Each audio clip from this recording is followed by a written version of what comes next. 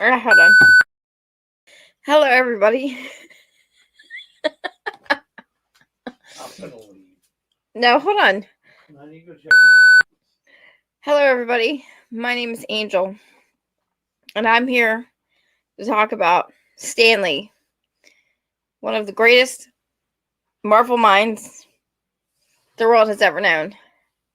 He was born on December 28th, 1922.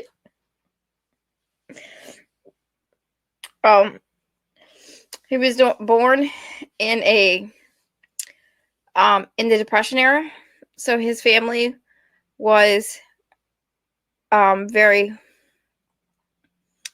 not well off, and so his dad was always in between jobs, and he was always looking. He was working several jobs, and one of the jobs that he became, or that he started, he started working at, was at a publication called Timely Magazine. Timely Publications. I think it's Timely Publications.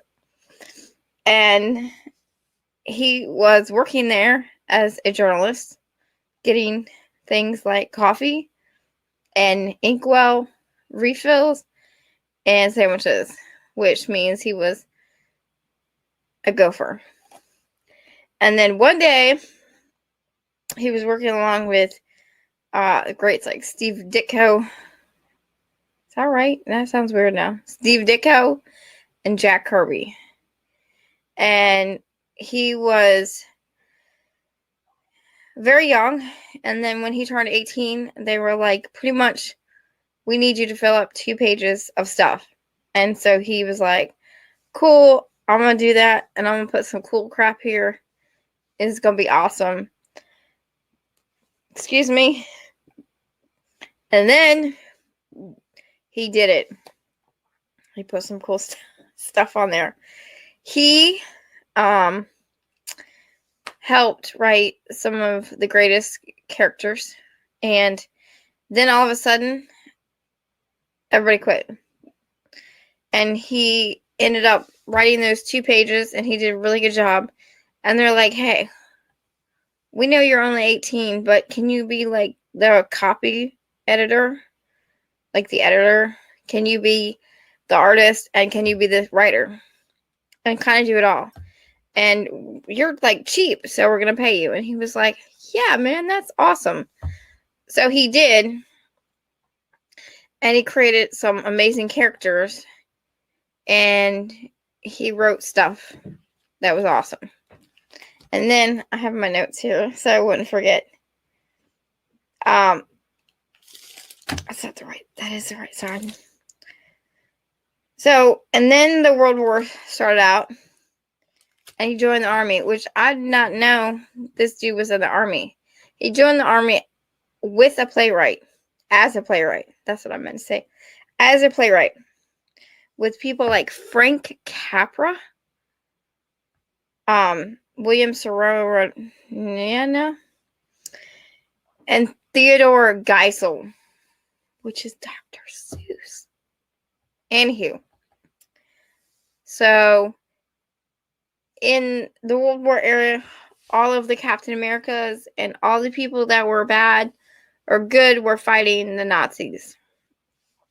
And so he's like, oh yeah, I'm going to go join the army. And he did. And then the 60s came around and they started something that was the Comic Authority. That's not right. What is it? It's basically a censorship. It's a little thing in the corner. Some guy named Dr. Worthington was like, you're a criminal, and all of you people that write comics and read comics are juvenile delinquents. And so they censored where's it at? Here's one. The Comic Code Authority. That little sticker right there. Is that it? was the censorship, meaning that they censored it. So after that, a lot of comics went under because it was super boring, because they couldn't have any violence, any potential person committing a crime. It was super, super ridiculous. It was like G-rated. So he was like, I'm done, whatever, I'm gonna quit. And his wife was like, because behind every good man is always an amazing woman. His wife said, no, you can quit if you want, but write a comic like you want to write it and make it however you want to do it and stuff. And so he did that. And then all of a sudden, he was the shit. And everyone's like, whoa, you're the shit. And then he started writing comics the way he wanted to write them. And then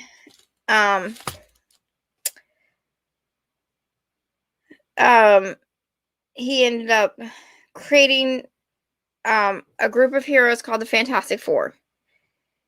And so in 1961, when Kennedy was elected president and Alan Shepard went to the moon, this dude was creating comics that would blow the minds of people. And what was great about him, he wrote about real world subjects like, you know, people hating people that are different and really struggling with just being human. And I think that was great. So what he did was he took Peter Parker and made Peter Parker a teenage boy with all these angsty problems. And he made then he didn't become anything. He created the X-Men. And I think it was in 1970s. I don't even know.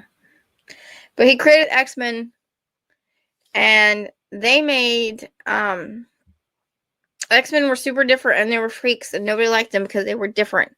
And yet he still brought out the greatest things in humans. Like, they were understanding, and they made sure that even though the people hated the mutants, he really did a lot of real world problems. He touched on things such as sexism and created race discrimination, created one of the first black superheroes. And even Stan Lee said that there's not enough black superheroes. He created Black Panther and Falcon, which was a big deal because Falcon was not Captain America's sidekick. He was the hero.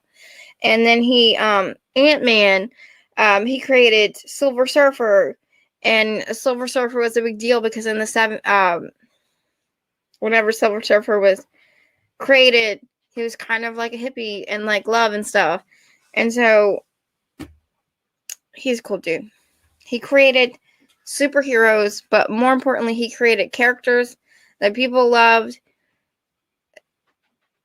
because they were humans. They were like, they had a very human element. They were flawed and imperfect, and they had, you know, problems. Like in Fantastic Four, one of the things that he created was they were having a problem with rent. So they created a very human element. And so not only did Stan Lee change the way that people thought about superheroes, he created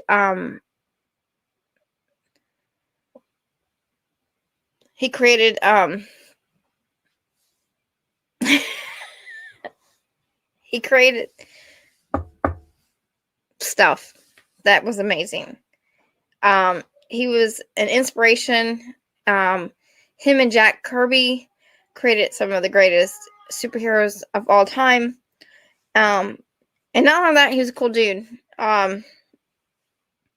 He created several different types of entertainment companies. And then, unfortunately, which is sad, November 12th, 2018, he did die of congestive heart failure. But what he left behind was a legacy of superheroes and superhero comics that is just amazing. He is one of the greatest minds that ever had lived and ever will live, I think. And what is crazy is when he was creating all these characters, he was creating characters and he was going against Batman and these characters that are like massive. And so that's it. That is a very brief history of Stan Lee, one of the greatest human beings of all time. Have a good night. Thank you.